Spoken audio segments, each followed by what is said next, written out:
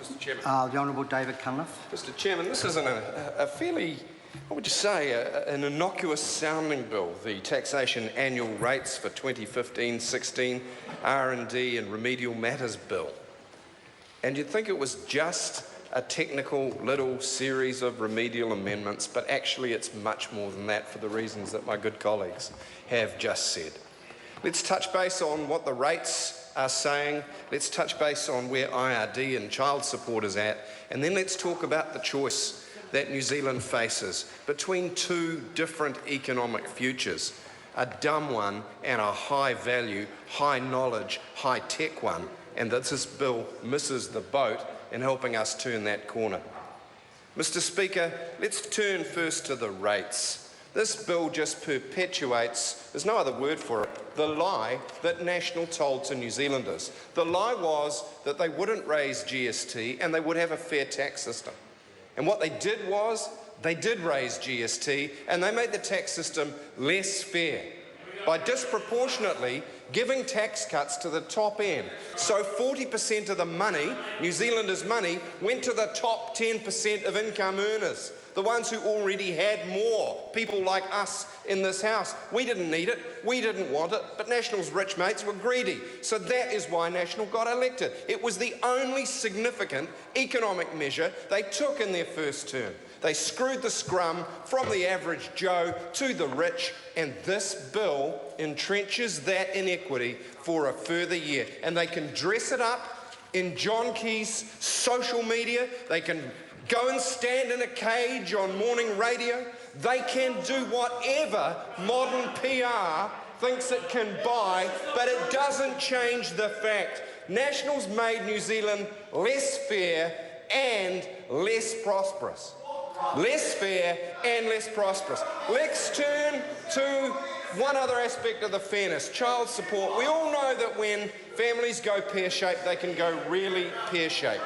And kids depend upon fair payments between parents that have separated so that they can be looked after. And child support is a mess. Child support debt is going through the roof. The new formula isn't working properly, and New Zealand children are missing out. They are the meat in the grindstone, and it's just not working. Here's the bill that's supposed to fix child support. What does it do? It votes another $160 million to fix the computer. What a wasted opportunity, Mr Speaker. We should be talking about real systemic changes to child support that means separated parents can work together better for the interests of their children. And that includes for separated non-custodial parents, usually the father, that the penalty rates are set at a level and there is a process so that when they get behind and get outside the system, they can get back in again, so they can be real parents to their children. And the amount of suffering that is going on in our country because of the anguish of those parents doesn't bear thinking about. Here's a bill that could have made real substantive change in dealing with that problem, and it hasn't. It's a missed opportunity, sir. So let's turn to what I think is emblematic of the choice we face between two economic futures. You know, one is that we consign ourselves to being producers of raw commodities. Milk powder that is worth less and less on world markets, sadly. And I'm not knocking the primary sector. They are our backbones. A lot of wonderful, hard-working people out there doing their very best to make New Zealand better and raise their families, and good on them. And we should always be world's best in primary agriculture. But you know what? That's not going to be enough. Raising New Zealand's income standards, providing for all our families, building a great future for our children so that our grandkids don't live overseas, that requires more than milking cows more efficiently. That requires us to have an R&D system that generates world-class innovation. And we've got two problems. Number one, we don't have enough of it. Number two, it doesn't work well. Well, let's decompose that. Don't have enough of it, we invest 1.2% of GDP in R&D. The OECD average, the rich country average, is more than double that at 2.5%. And the small, smart country average, the countries that we want to compare ourselves to, Singapore, Sweden, Switzerland, Israel, Denmark, those countries invest an average of 3%, or 3.3%. New Zealand, 1.2%. We don't do enough, Mr. Speaker. We don't do enough. And this bill, sir, in these provisions, Mr. Chairman, Mr. Chairman, this bill, again, misses the opportunity to fix the system. Why are the incentives wrong? Well, we all know that when someone invests in risky R&D, they're doing it for themselves, but they can't capture all of the benefits of that investment, because if it works, the whole market benefits. They can't take all of that. That's why around the world, governments sweeten the tax system or provide grants, or usually both, so that innovative young companies can get a leg up, can create jobs, can expand, and often are born global. And so it's really crucial that we do that. What's global best practice? It's two things. It is a baseline sweetener of the tax system, usually delivered through a near universal or universal tax credit, which is what was in Labour's manifesto last time round, and I hope will be again.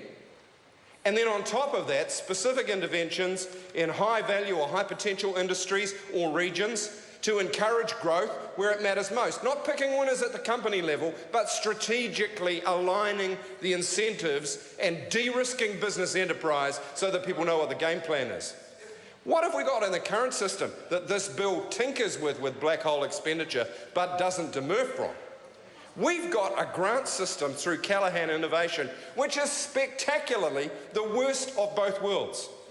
It is not, no, it's not rubbish, because it is not a universal tax credit system that is easy to implement and fair to all businesses and actually allows market prices to work, nor is it a judicious strategic intervention. What it is an automatic, quote, automatic, criteria-based grant system with a huge bureaucratic overhead that as often as not ends up with investments that go spectacularly pear-shaped.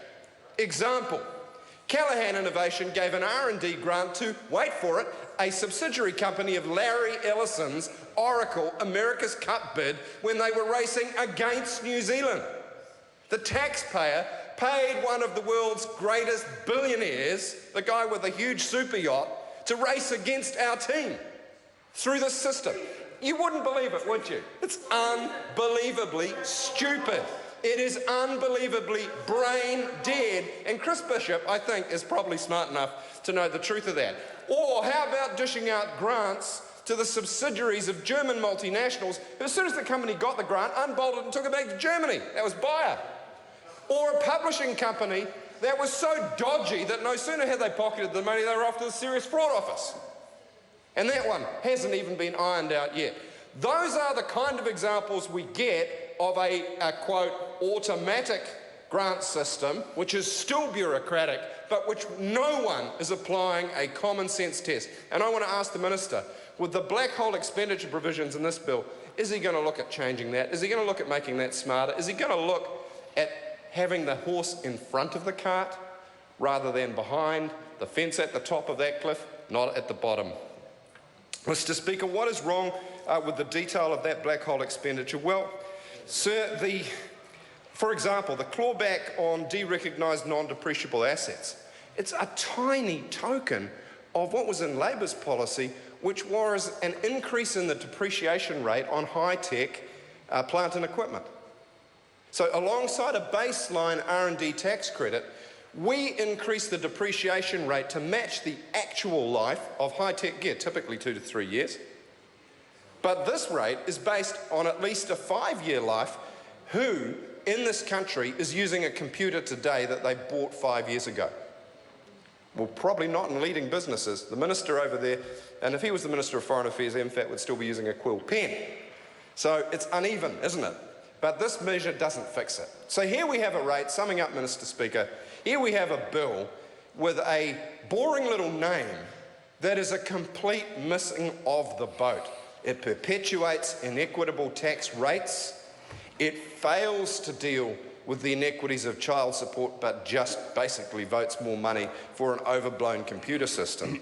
And it completely gets it wrong in terms of a decent and sensible tax structure to do what I think both sides of the House want, which is to encourage innovative businesses, to give enterprising Kiwis, the job creators, the wealth creators, an equal hand up so they compete in international markets to win. That's what we believe in, backing Kiwi business to go global with a good tax structure, with baseline R&D tax credits and an intelligent system of intervention. Jamie Lee Ross.